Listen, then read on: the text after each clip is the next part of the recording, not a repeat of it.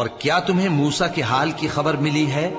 جب انہوں نے آگ دیکھی تو اپنے گھر والوں سے کہا کہ تم یہاں ٹھہرو، میں نے آگ دیکھی ہے، میں وہاں جاتا ہوں، شاید اس میں سے میں تمہارے پاس انگارہ لاؤں یا آگ کے مقام سے اپنا رستہ معلوم کر سکوں۔ پھر جب وہ وہاں پہنچے تو آواز آئی کہ اے موسیٰ، میں تو تمہارا پروردگار ہوں، تو اپنے جوتے اتار دو، تم یہاں پاک میدان یعنی طویٰ میں ہو، اور میں نے تم کو منتخب کر لیا ہے، تو جو حکم دیا جائے اسے سنو۔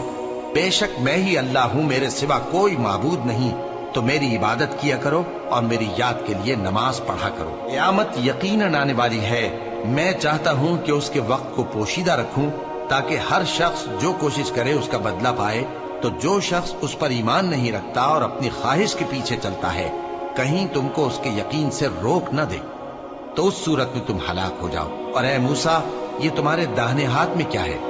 انہوں نے کہا، یہ میری لاٹھی ہے، اس پر میں ٹیک لگاتا ہوں اور اس سے اپنی بکریوں کے لیے پتے جھاڑتا ہوں، اور اس میں میرے اور بھی کئی فائدے ہیں۔ فرمایا کہ موسیٰ اسے زمین پر ڈال دو، تو انہوں نے اس کو ڈال دیا اور وہ یکا یک سانپ بن کر دوڑنے لگا۔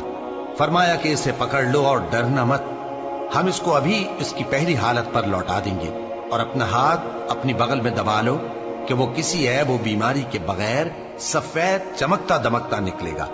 یہ دوسری نشانی ہے تاکہ ہم تمہیں اپنے بڑے بڑے نشانات دکھائیں۔ تم فرعون کے پاس جاؤ کہ وہ سرکش ہو رہا ہے۔ کہا، اے میرے پروردگار، اس کام کے لیے میرا سینہ کھول دے اور میرا کام آسان کر دے اور میری زبان کی گرہ